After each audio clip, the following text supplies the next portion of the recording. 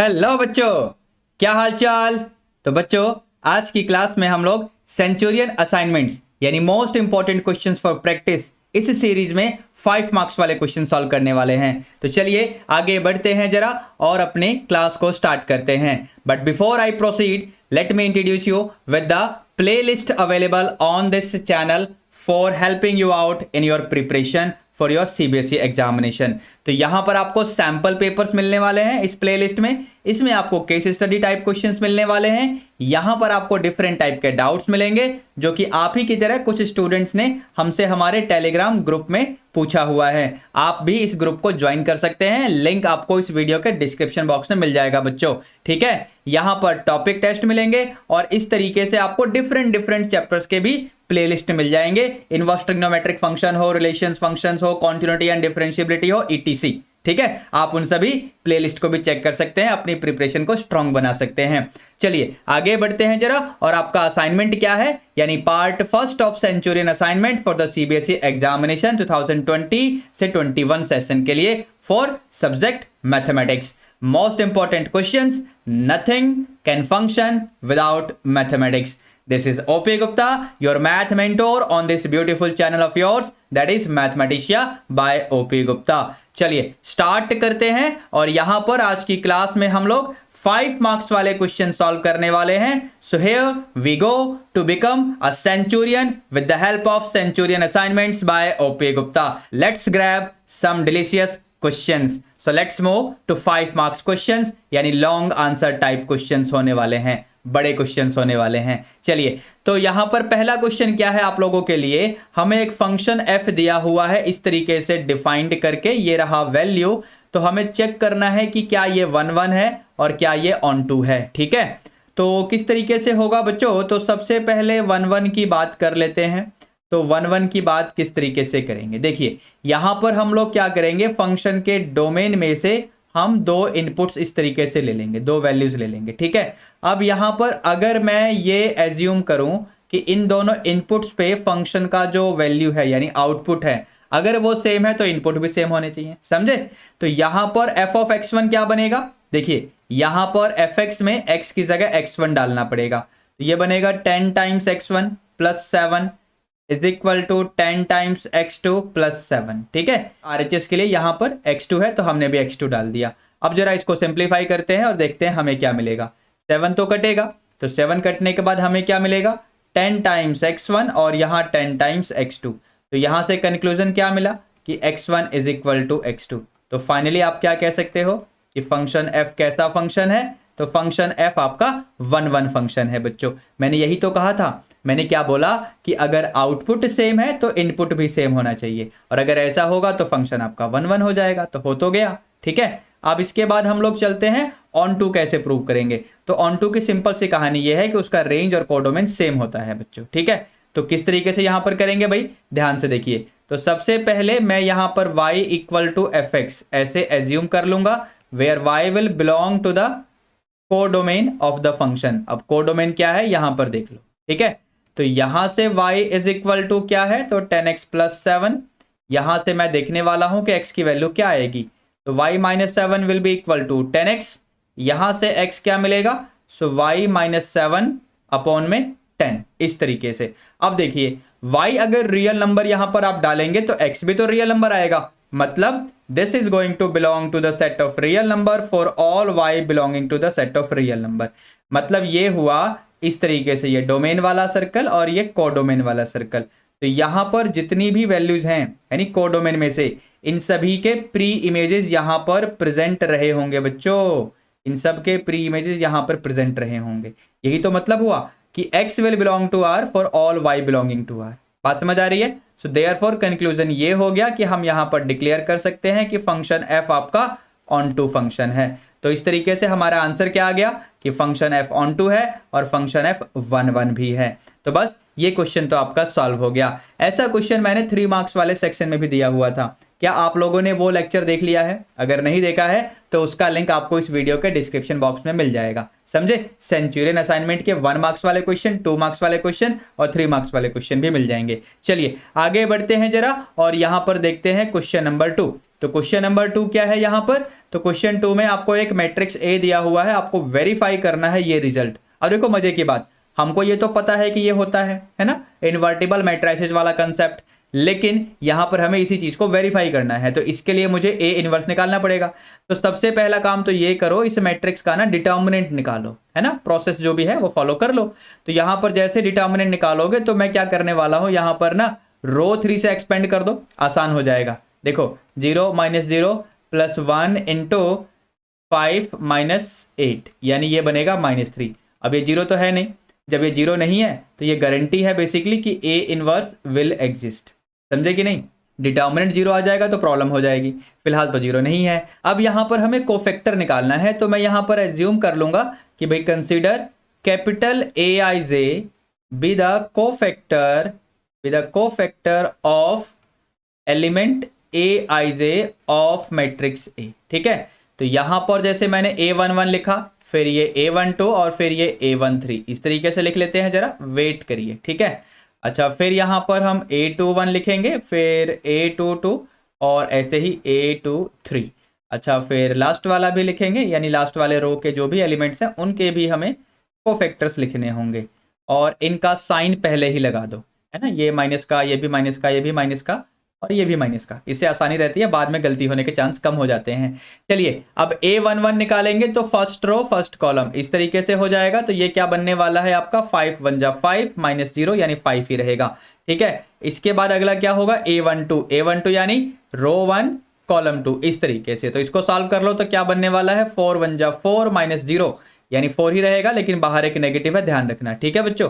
अब इसके बाद A13 यानी फर्स्ट रो थर्ड कॉलम इस तरीके से सॉल्व करना, भाई क्या आएगा, तो 4 इंटू 0 माइनस 5 इंटू 0 यानी 0 ही रह जाएगा, बात खत्म, ठीक है। अब इसके बाद यहां से हम आगे बढ़ेंगे, यानी इसमें आ जाते हैं सेकेंड रो फर्स्ट कॉलम, तो इसको सॉल्व कर लो, भाई क्या आने वाला है, सेकेंड रो फर्स्ट कॉलम यानी 2 इंटू 1 माइनस 3 इंटू 0 यानी 2 ही बचेगा, लेकिन बाहर एक नेगेटिव है, ध्यान रखना बच्चों, ठीक है। अच्छा, इसके बाद अब A22 यानी सेकेंड रो सेकेंड कॉलम ऐसे, ठीक है, इसको सॉल्व करते हैं तो ये क्या बनेगा 1 इंटू 1 माइनस 3 इंटू 0 यानी 1 माइनस 0 यानी सिर्फ 1 रह जाएगा बच्चों, ठीक है। अब इसके बाद लास्ट वाला यानी A23 यानी सेकेंड रो थर्ड कॉलम, ये रहा जी, इसको सॉल्व कैसे करेंगे भाई, तो यहां पर 1 इंटू 0 माइनस 0 इंटू 2, तो क्या बनेगा, ये आपका 0 बनेगा, लेकिन बाहर एक नेगेटिव है, मन करे तो -0 लिखो, जिसका मतलब 0 ही होता है भाई, ठीक है। अच्छा, फिर इसके बाद लास्ट वाले रो में पहुंचते हैं, तो यहां पर A31 यानी थर्ड रो फर्स्ट कॉलम इस तरीके से, तो ये क्या आने वाला है भाई 2 इंटू 0 यानी 0 माइनस 15, 0 माइनस 15 यानी माइनस का 15 आ जाएगा बच्चों, ठीक है। अच्छा, फिर इसके बाद थर्ड रो सेकंड कॉलम, तो सेकंड कॉलम यानी ये रहा जी यहां पर। अब इसको कैसे करोगे भाई, थर्ड रो सेकंड कॉलम यानी 1 इंटू 0 यानी 0 हो गया माइनस 12 यानी माइनस का 12 आ जाएगा, 0 माइनस 12 ब्रैकेट के अंदर, बाहर एक माइनस पहले से ही है, देखो इस तरीके से, तो ये प्लस का 12 हो जाएगा बच्चों, ठीक है। अच्छा, फिर इसके बाद लास्ट में यानी A33 मतलब समझे थर्ड रो थर्ड कॉलम, देखो ऐसे, तो यहां पर क्या बनेगा 5 1 जा 5 माइनस 4 2 जा 8 यानी 5 माइनस 8 यानी माइनस का 3, तो यहां से हमें एडजॉइंट मिल जाएगा बड़े ही आराम से, ठीक है बच्चों। तो इसके बाद हमें यहां पर बड़े आराम से एडजॉइंट ऑफ मैट्रिक्स ए मिल जाएगा, तो ये क्या मिलेगा, दिस इज 5 माइनस 4 ये 0, ये -2 ये 1 और ये 0, ये आपका -15 ये है 12 और ये है -3, ठीक है। अब यहां से हम ए इनवर्स निकाल लेंगे, तो ए इनवर्स निकालने के लिए एडजॉइंट ऑफ ए को मैट्रिक्स ए के डिटर्मिनेंट से डिवाइड कर देंगे। अब डिटर्मिनेंट ऑफ ए की वैल्यू देखो यहां पर क्या है -3 है ना, तो यहां पर मैं 1/3 लिखूंगा और माइनस के साइन को हम एडजॉइंट के अंदर भेज देंगे, यानी हर एक एलिमेंट से मल्टीप्लाई कर देंगे। एक बार देख लेना ध्यान से, इस तरीके से आएगा ना, चेक करना बच्चों, ठीक है। और ये -12 और ये 3, तो ये तो आपका ए इनवर्स आ गया बच्चों। अब ए इनवर्स की वैल्यू और मैट्रिक्स ए की वैल्यू को हम यूज करेंगे, और यहां पर देखेंगे टॉप में, देखिए ये देखिए, इसे वेरीफाई करना है तो यहां पर डाल देंगे। चलिए 1 बाय 1 काम शुरू करते हैं। सबसे पहले मैट्रिक्स ए की बारी है, तो यहां पर हम लोग लेने वाले हैं कि ए इंटू ए इनवर्स, इसको चेक करने वाले हैं, ठीक है बच्चों। तो मैट्रिक्स ए की वैल्यू क्या है, सो दिस इज 1 2 3, ये 4 5, ये 0 ये 0 0 और ये 1। यहां पर ए इनवर्स यानी 1/3 पहले ही लगा दो, ठीक है। और यहां पर -5 to 15 -5 to 15, इसके बाद क्या है भाई 4 -1 और ये है -12, फिर उसके बाद है 0 0 3। ठीक है, ये हमने सारे एलिमेंट्स लिख लिए यहाँ पर। अब इनको मल्टीप्लाई शुरू करते हैं बेटा। तो ये 1/3 जो बीच में है यानी ये वाला, ये तो कांस्टेंट है, इसको आगे लिख लो। ठीक है, अब यहाँ पर जैसे ही मल्टीप्लाई करोगे तो क्या बनेगा, तो ये बन रहा है -5 + 8 + 0 यानी ये 3 आने वाला है बच्चों। ठीक है, फिर इसके बाद 1 × 2 -2 और ये भी 0 यानी ये 0 आने वाला है। बढ़िया। यहाँ पर 15 -24 + 9 तो क्या बना, 24 - 24 यानी 0 हो जाएगा। बड़ी अच्छी बात है। -20 + 20 + 0 यानी ये 0 हो गया। 4 2 8 -5 यानी ये 3 बनेगा। ठीक है, और यहाँ पर 15 4 क्या बना भाई, ये आपका 60 और ये भी 60 लेकिन माइनस का, और ये 0 यानी ये 0 हो जाएगा। यहाँ पर 0, ये भी 0 और ये भी 0 यानी ये भी 0 हो गया। ये 0 × 2 0 × -1 1 × 0 खत्म कहानी। यहाँ पर 0 0 1 × 3 यानी 3 बचेगा। ठीक है, 1/3 को अंदर भेज दो, तो अंदर जैसे ही भेजोगे तो ये हर एलिमेंट से जाके इस तरीके से मल्टीप्लाई होकर आपको ये वैल्यूज प्रोवाइड करने वाला है। और interestingly this is your unit matrix of order 3। ठीक है, अब ये तो वेरीफाई हो गया। अच्छा, इसके बाद हमें एक और चीज है ना, यहाँ पर A इनवर्स × A, इसे भी तो वेरीफाई करना है। तो यानी अब A इनवर्स पहले लिखो, तो ये हो गया -5 4 0, ये 2 -1 0, यहाँ पर 15 -12 3, और यहाँ पर मैट्रिक्स A यानी 1 2 3, ये 4 5 0, ये 0 0 1। ठीक है, अब इसको डायरेक्टली मल्टीप्लाई कर लेते हैं बेटा। 1/3 यहाँ पर -5 8 यानी 3 बनेगा। ठीक है, -10 और यहाँ पर 10 यानी ये भी 0 बनेगा। ठीक है, और यहाँ पर माइनस का 15 0 प्लस का 15 यानी ये भी 0 बनेगा। 4 -4 और ये 0 यानी खत्म कहानी।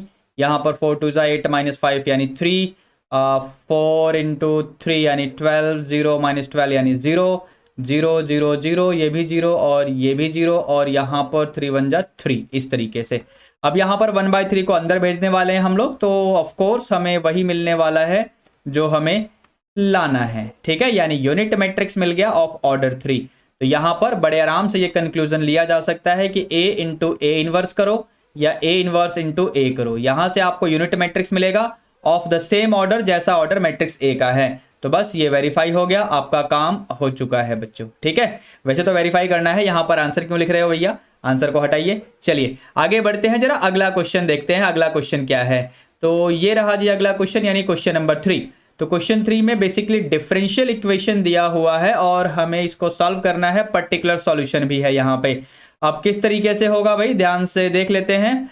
तो यहाँ पर सबसे पहले अगर मैं दोनों तरफ x से डिवाइड कर दूं तो ये बनने वाला है 1/x × y, यहाँ बनने वाला है cos x और यहाँ बनने वाला है sin x/x। तो यहां से अगर हम इसे कंपेयर करें तो basically this can be compared with this form of linear differential equation. अब इससे कंपेयर करोगे तो यहां पर आपको p ऑफ x की वैल्यू दिख रही होगी, now that is 1/x, and q of x की वैल्यू भी आपको दिख रही होगी, this is cos x plus sin x/x, इस तरीके से। ठीक है, तो यहां पर हम लोग निकालेंगे integration factor, now that is e to the power, यहां पर जो फंक्शन p है उसका हमें इंटीग्रेशन लेना है पावर में। तो e की पावर 1/x dx यानी e की पावर ln ऑफ x, यानी यहां से सिर्फ x मिल जाएगा। मजे की बात यह है कि पावर में हुआ है इंटीग्रेशन, लेकिन जब इंटीग्रेशन करते हैं तो यहां पर कांस्टेंट ऑफ इंटीग्रेशन आना चाहिए, पावर में ही आना चाहिए ना। ठीक है, लेकिन हमने तो लिखा नहीं, तो क्यों नहीं लिखा भाई, है ना, कमेंट करके मुझे बताना। वैसे ये बात मैंने कुछ समय पहले ही पूछी आप लोगों से, अगर आपने वो वीडियो देखा है और आपने अभी तक कमेंट नहीं किया है तो क्यों नहीं किया भाई, देखो कमेंट करो, अगर पता है तो बड़ी अच्छी बात है, नहीं पता तो पूछो।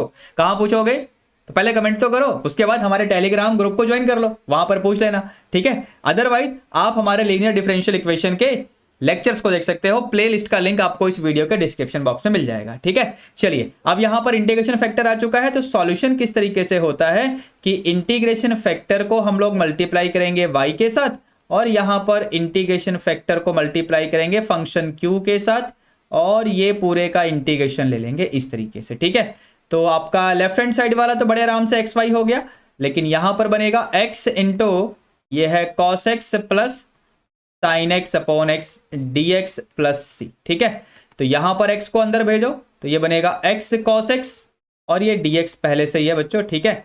अब यहां पर x cos x, इसमें हमें लगाना पड़ेगा बाई पार्ट्स, ठीक है। तो मैं अलग से सॉल्व कर लूंगा इसको जरा। यहां पर देखो x cos x, इसका तो मैं अलग से ही सॉल्यूशन कर लूंगा।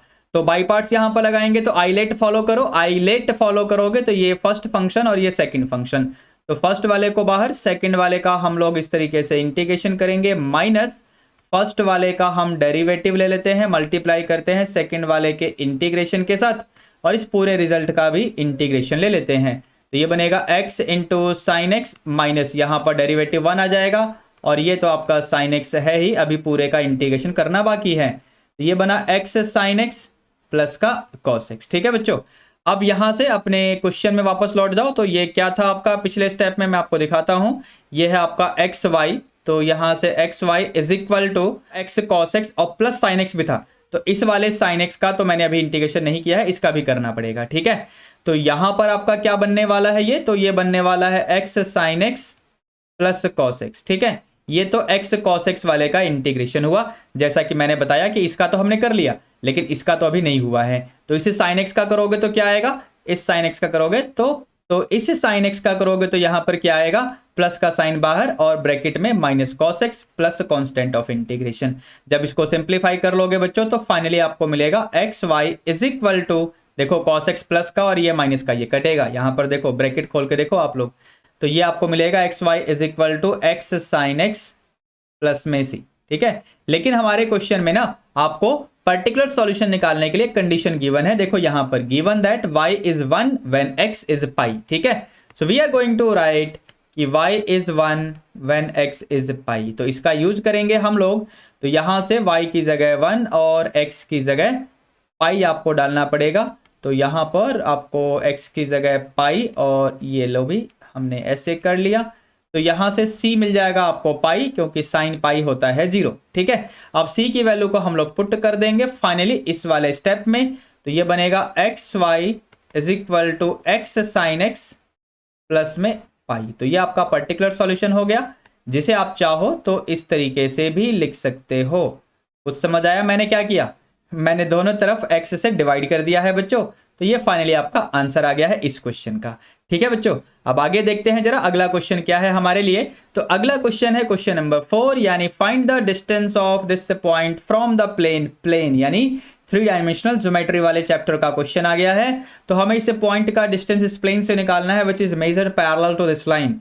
एक काम करिए, सबसे पहले तो इस पॉइंट का नाम दे दो, पॉइंट है P और ये है आपका प्लेन यानी प्लेन है पाई, ठीक है। तो पॉइंट का डिस्टेंस प्लेन से निकालना है। तो इस तरीके से मान लो आपका ये प्लेन है, तो यहाँ पर कोई पॉइंट है यानी 2, 3, 4। देखो किसी भी पॉइंट का डिस्टेंस किसी प्लेन से निकालना हो, है ना, तो नॉर्मली हम लोग निकालते हैं परपेंडिकुलर डिस्टेंस, ठीक है। और वो लेंथ क्या होता है बेसिकली, यानी परपेंडिकुलर लेंथ या परपेंडिकुलर डिस्टेंस जो भी हम फाइंड करते हैं, उसके लिए हम लोग ये वाला फॉर्मूला फॉलो कर लेते हैं। आपको याद है बच्चों ये वाला फॉर्मूला, ठीक है। लेकिन ये फॉर्मूला तब फॉलो करोगे ना जब आपसे परपेंडिकुलर डिस्टेंस पूछा हो। अभी यहाँ तो ऐसा कुछ नहीं है, तो फिर यहाँ पर क्या करोगे आप लोग, तो यहाँ पर जो भी करना है उसके लिए हमें क्वेश्चन में एक इंफॉर्मेशन क्या दे रखी है कि आपको इस पॉइंट का डिस्टेंस इस प्लेन से तो निकालना है, लेकिन जब ऐसा करोगे तो वो डिस्टेंस बेसिकली इस लाइन के पैरेलल मेजर होना चाहिए, समझे। ये लाइन आपका L है, इसको आपने लाइन L मान लेना है, ठीक है। तो यहां से पॉइंट P सपोज इस तरीके से एक आपका लाइन आ रहा होगा जो कि किसी पॉइंट Q पे आपके प्लेन को कट करेगा, तो PQ must be parallel to the line L, ठीक है। तो ये कंडीशन है बच्चों, ठीक है। यहां पर इस लाइन को जरा मैं थोड़ा सा सिंप्लीफाई करके लिख लेता हूं, देखते हैं क्या बनेगा ये। तो 2x प्लस 6, समझे, 2 कॉमन लेंगे, अंदर क्या बचेगा x प्लस 3, इस तरीके से। और यहां पर ये है y माइनस 2 और ये है 3z, तो 3z तो बड़े आराम से सिंप्लीफाई हो जाएगा। ये क्या बन रहा है आपका, और यहां पर 1/2, ये है आपका y माइनस 2 और इसके नीचे आपका 1 आ जाएगा, ये z अपॉन 1/3 ऐसे, जिसे फर्दर आप क्या लिख सकते हो x प्लस 3 और यहाँ पर आपका हो जाएगा 3, यहाँ y माइनस 2, ये 6 और ये z अपॉन 2, इस तरीके से इसे आप लेमडा मान लो। यहाँ से हमें अपना काम करना है, इस लाइन के drs हमको मिल चुके हैं। अब इस लाइन के जो drs हैं बेसिकली वही drs होंगे the drs of line L। तो ये क्या हो गए 3, 6, 2। सिंस आपका जो पी क्यू है it has to be parallel to line L, therefore P Q के डी आर्स और लाइन एल के डी आर्स दोनों प्रोपोर्शनल होंगे। तो इस वजह से मुझे equation of line P Q मिल जाएगा। वैसे इसका इक्वेशन क्यों लिख रहा हूं आपको बताऊंगा, वेट करिए। जैसे इक्वेशन ऑफ पी क्यू आप लिखेंगे तो पी क्यू के ऊपर आपको एक पॉइंट चाहिए, तो पी क्यू के ऊपर एक पॉइंट तो मिला हुआ है, ये रहा पॉइंट पी। क्या बनेगा इस तरीके से, एक बार देखो ध्यान से, और ये z-4 और नीचे हम लिख लेंगे इनके डी आर्स, समझे। अब इस पूरे को आप लोग कोई भी कांस्टेंट, सपोज मैंने k ऐसे एज्यूम कर लिया, ठीक है। यहां से मैं लिखूंगा रैंडम पॉइंट। रैंडम पॉइंट किसके ऊपर, तो random point on the line P Q. तो वो रैंडम पॉइंट क्या आने वाला है, तो वो आने वाला है 3k+2, यहां से 6k+3, यहां से 2k+4। ठीक है बच्चों, तो इसे आप पॉइंट Q ऐसे एज्यूम कर लो। For a specific value of K, ये जो पॉइंट Q है आपके इस प्लेन के ऊपर लाई करेगा। वैसे तो पॉइंट Q आपके लाइन PQ के ऊपर है, लेकिन मैंने क्या बोला कि for some specific value of K this point Q will lie on the plane also. So therefore this point Q satisfies the plane pi for some specific value of k। ठीक है, तो बच्चों क्योंकि पॉइंट Q आपके plane को satisfy करेगा, तो point Q में से जो x y z के कोऑर्डिनेट्स हैं वो आपके प्लेन में हम डालने वाले हैं। चलिए अपना काम शुरू करते हैं। तो 3 टाइम्स x है ना, यहां पर 3 टाइम्स x, तो x का कोऑर्डिनेट क्या है भाई, तो 3k+2 है, यहां पर डाल दो ऐसे। ठीक है, अच्छा फिर क्या है आपका +2y, तो +2 टाइम्स y। अब y का कोऑर्डिनेट है 6k+3, तो दिस इज 6k+3 प्लस अब z वाला क्या है, तो 2z, तो 2 टाइम्स z। अब z वाला क्या था आपका, सो दिस वाज 2k+4। ठीक है, now +5 that is equal to 0। ये +5 भी है, यहां पर आप देख सकते हो, ये रहा जी। ठीक है, चलिए इसको सॉल्व करते हैं जरा। यहां से k की वैल्यू क्या आएगी देख लेते हैं। ये बनेगा 3 3 9k, यहाँ पर 2 6 12k और ये 4k। ठीक है, अच्छा कॉन्स्टेंट्स क्या आ रहे हैं यहाँ पर भैया, तो 3 2 6, 2 3 6, 2 4 8 और यहाँ से 5। इन सबको ऐड करो भाई, क्या आ रहा है 6 6 12 प्लस 8 यानी 20 प्लस 5 यानी 25। तो यहाँ पर बनेगा 25 इज इक्वल टू 0। ठीक है, अब इन सबको ऐड करो जरा, क्या आ रहा है बच्चों ये, तो ये भी आपका आ रहा है 25 इंटू के इज इक्वल टू -25।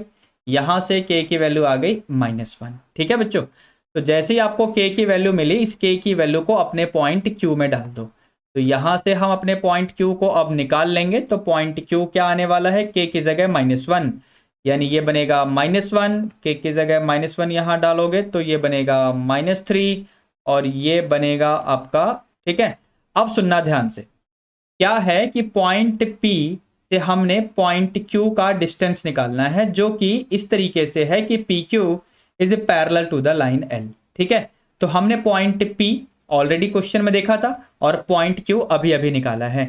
तो हम लोग यहां पर डिस्टेंस फॉर्मूला यूज करने वाले हैं to find the distance between point P and point Q। ठीक है, चलिए तो यहां से पॉइंट P की वैल्यू क्या है, सो दिस इज 2 3 4, तो ये बनेगा 2 -1 यानी +1। ठीक है, अब यहां पर 3 -3 यानी ऐसे, और फिर 4 -2 इस तरीके से। ठीक है, तो ये क्या बनने वाला है आपका, this is going to be 2 + 1 3 का स्क्वायर यानी 9, यहाँ पर 6 का स्क्वायर यानी 36, यहाँ पर आपका 4 - 2 यानी 2, दैट इज स्क्वायर हो रहा है तो 4। तो ये आपको मिल जाएगा अंडर रूट में 49 और ये बन जाएगा 7 यूनिट्स। ठीक है, तो इस तरीके से इस क्वेश्चन का भी हम लोगों ने सॉल्यूशन कंप्लीट कर लिया है बच्चों।